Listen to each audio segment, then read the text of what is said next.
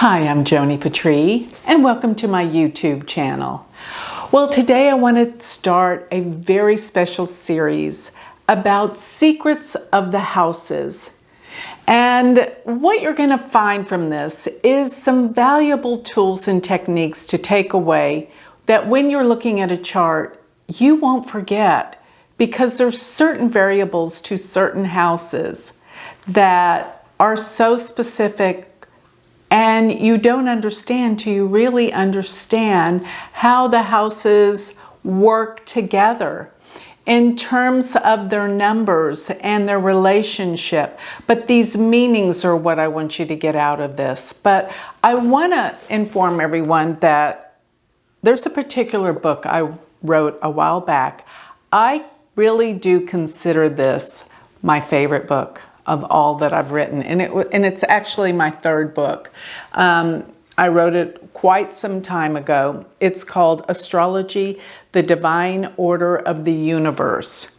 Houses, numbers, signs, and planets. What this is it really takes into account from house to house and how I got these specific meanings that actually will change the way that you look at a chart, because there is so much meaning that you never thought of. Because when we look at the houses, we particularly look at them as certain meanings, but we don't go beyond looking from house to house. And that's what this series is here to teach you.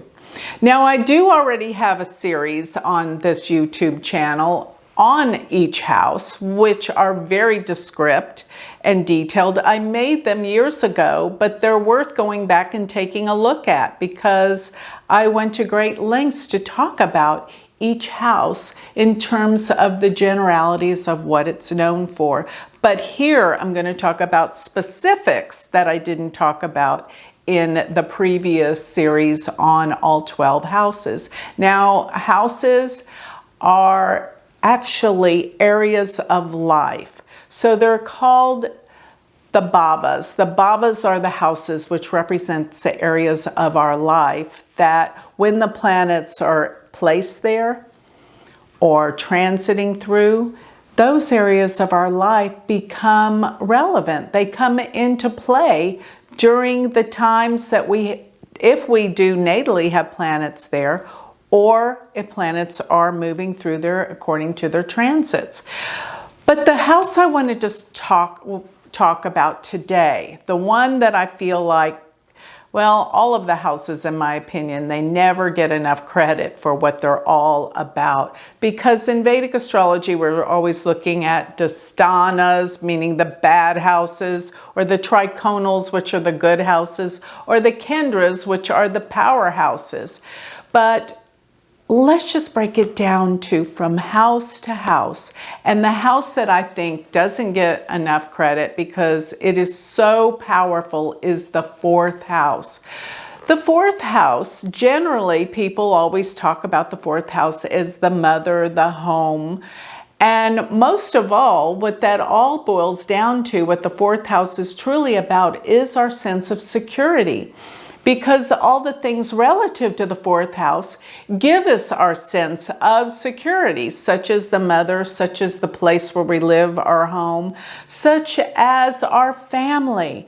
And this is all the fourth house. Now, there's certain memorizations of what the fourth house is, but I want to give you a few that you'll never imagine or think of. Now, the fourth house is considered a moksha house. And moksha actually means spiritual liberation from this world. So it is an extraordinarily spiritual house. And we don't necessarily think this right off the bat, because we're not thinking we're thinking of home, mother, family. But it is a moksha house, and what you're going to find is when you really look and delve into what this house is truly about, you will find that it's ultimately, many times it's seen as the end of life. Because if you consider the fourth house as being the home, where do we go at the end of life? We return to our eternal home. This is the true, ultimate Moksha house of all. And here's another thing that makes this Moksha house. See, the Moksha houses are the houses that deal with our spiritual liberation. The Moksha houses are relative actually to the water signs, because in the natural zodiac, the water signs are Cancer, which is the 4th sign, Scorpio, which is the 8th sign, and Pisces, which is the 12th sign. Therefore, these are the signs that are relative to these houses in the natural zodiac, and they're the water signs. So these houses are 4, 8, and 12. These are the Moksha houses. But when we talk about it being Moksha, now the 4th house is the only Moksha house that is also a Kendra, meaning an angular house. What are the angular houses? 1, 4, 7, and 10. The angular houses are the houses that give power. They are when you have planets in an angle or a Kendra. They both mean the same thing.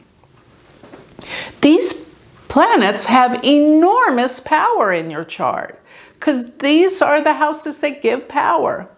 So when you consider a Moksha house that's also a Kendra angle, it has to mean that it's powerful in delivering its spiritual liberation from this world, because I call the 4th house the Alpha and the Omega. It's almost like where things begin and end. It's one. It's our eternal home. It is oneness with the divine. And where did they say the divine resides? In our heart. The 4th house rules the heart. Many people that have heart issues, you're going to see malefic planets there, or people that have a good heart.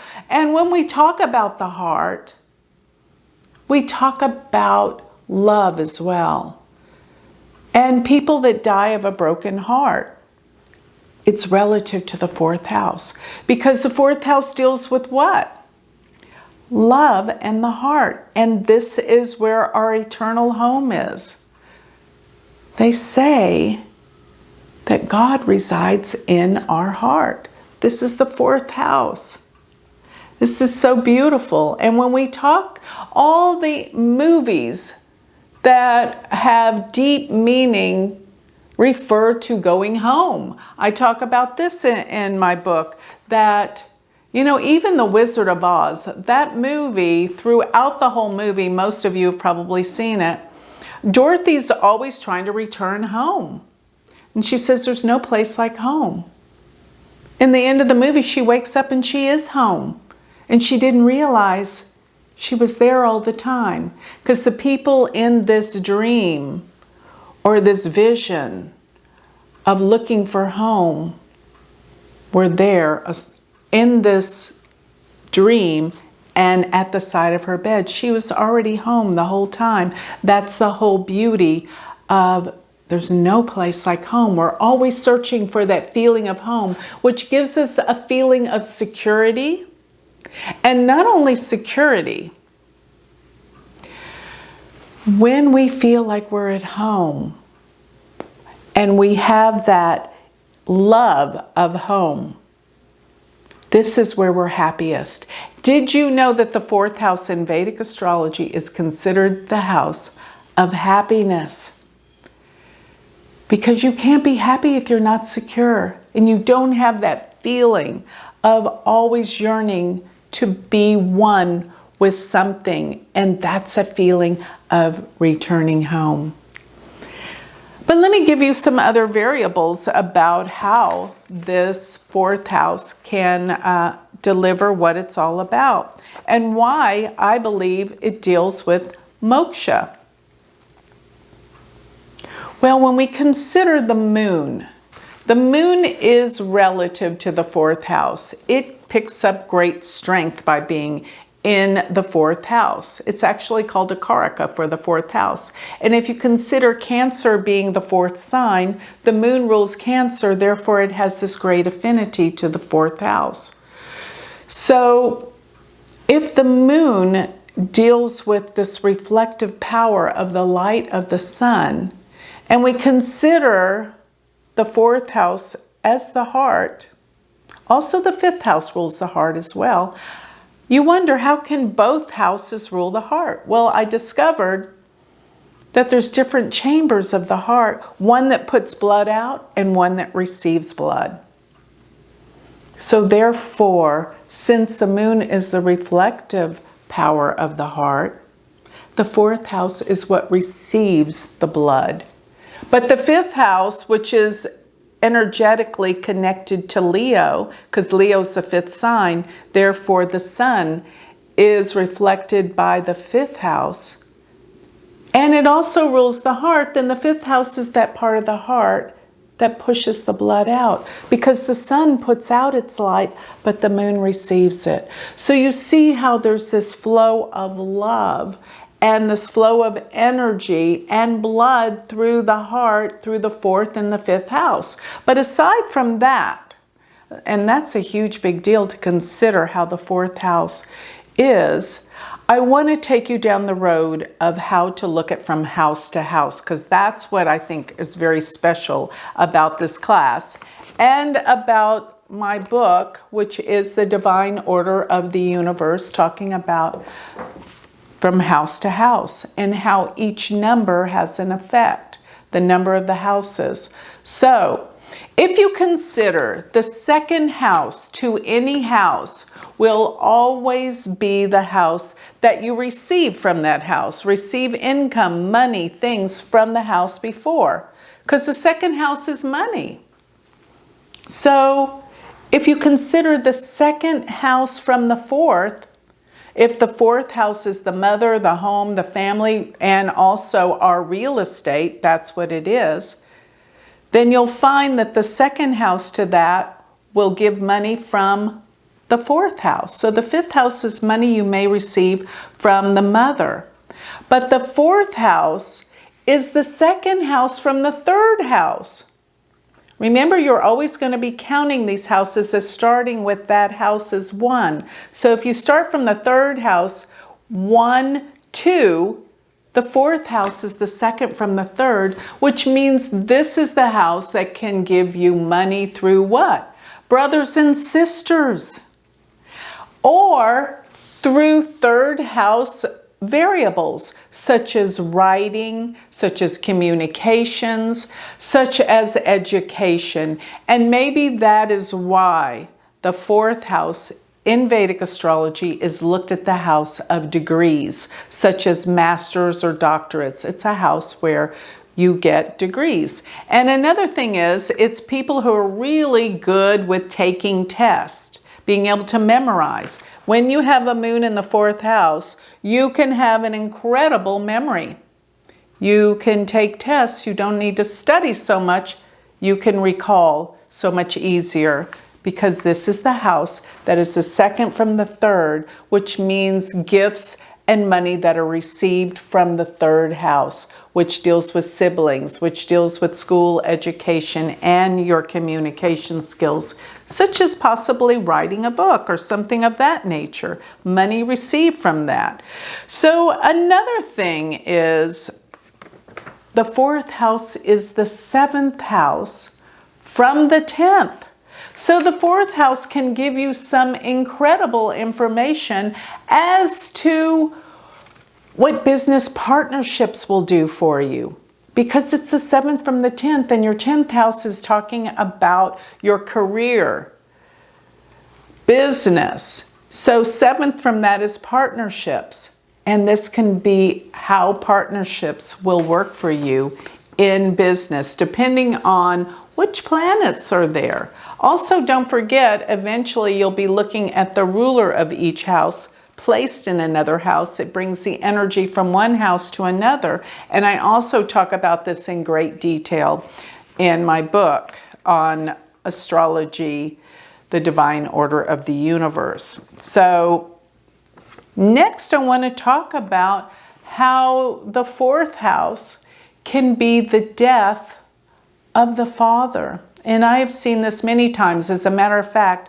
when you see planets such as Saturn transiting through the fourth house, you're thinking, and it can really dissolve the family You know, endings around family, endings with parents, the death of the mother, but also the death of the father, because it is the 8th house from the 9th. The 9th house is the house of the father in Vedic astrology, not the 10th. So if you count 8 houses from the 9th house, starting with the 9th, you will arrive at the 4th house. It's the 8th house to any house would represent death of what that house is about. The 8th house is death, it's endings. So the 8th house from the 9th house is the 4th house, and it can deal with the death of the father, and sometimes some disgraceful situations or hidden agendas for the father, since it is 8th from the 9th. Now, another thing is that I think is very interesting that the 4th house can be, because it is the 5th house from the 12th house. This can deal with, the 4th house gives us spiritual knowledge, especially from dreams. Remember, the 12th house deals with our dreams, and the 5th house can bring that knowledge forth. So the 4th house can give you that information as well. But one more thing that I think is important is it is the 6th house from the 11th house. So if you're counting from the 11th, start with the 11th as 1, count around, and you will arrive at the 4th house being the 6th from the 11th. And what does that tell you? It can deal with healing, ultimate healing, or healing work, or even healing friends or helping friends. That's another thing. But remember, if the 2nd house from any houses gains from that house, such as the 4th house is the 2nd from the 3rd, then the 4th house is also the 12th from the 5th. And the 12th to any house is losses from that house. So what I find is planets in the 4th house being 12th from the 5th can be endings for children. Leaving home, empty nesters, things of that nature. It's so interesting that you would think that once a planet, when it's in, like Saturn transiting into the 5th house, that's usually when children leave the nest. But many times it happens when Saturn's in the 4th house, because the 5th house is children. But when transiting planets are in the 12th from any house, it's a loss of that house. So the children go away, they leave home. When a particular malefic planet, such as Saturn or Ketu, would transit through the 4th house, because it's the loss to children. I'm not saying it's anything horrible, but just they're leaving home. And the 4th house is home anyway. So I just wanted you to get a better feel of some of the very intricate and special meanings to the houses by looking at from house to house. And the 4th house is so rich with meaning because it is the heart and it is the soul. Remember that the 4th house, the soul is where the heart is, and that is our home. And what is ultimately what it's all about in terms of moksha is it is our spiritual home when we return home and we are one with the divine. This is what the 4th house is about. How incredibly powerful is that? No wonder it is a moksha house, spiritual liberation, and it is an angular house, which is the strongest for moksha, because that's ultimately where we reside. And many times it is the end of life. You'll see the 4th house, it's never spoken of as being death and endings. But if you consider it as one of the water houses, the 8th and the 12th house are also death. So is the 4th. And don't forget, these houses, 4, 8, and 12, also deal with the past and have deep richness about understanding and dealing with the past. So I find that this is the house where we will let go of things from the past, because it is the 12th house from the 5th, and it is 5th from the 12th. And to me, being 5th from the 12th is the ability to let go of the past, because that never benefits you to hang on to things from the past. It's always about moving forward. So I hope that you now can get a better sense when you see people have planets in the 4th house, rather than just thinking of it as mother, home, family. There's a richer, deeper connotation to this house, much deeper. And do not forget the power of the 4th house, because people that have planets here, because it does deal with the past, also deals with heredity. And I have found people that have Neptune in this 4th house, many times there's secrets they don't know about their past and their family, particularly the mother. So don't forget, it is also the past and our heritage. But most of all, it is the house of happiness. So with that, I'd like to close. If you would like more information on me, you can always go to my website. Don't forget to sign up for my free newsletter, which is galacticcenter.org. And if you would like to study with me, join my university. Go to my university website, which is University of Vedic Astrology.com. Thank you.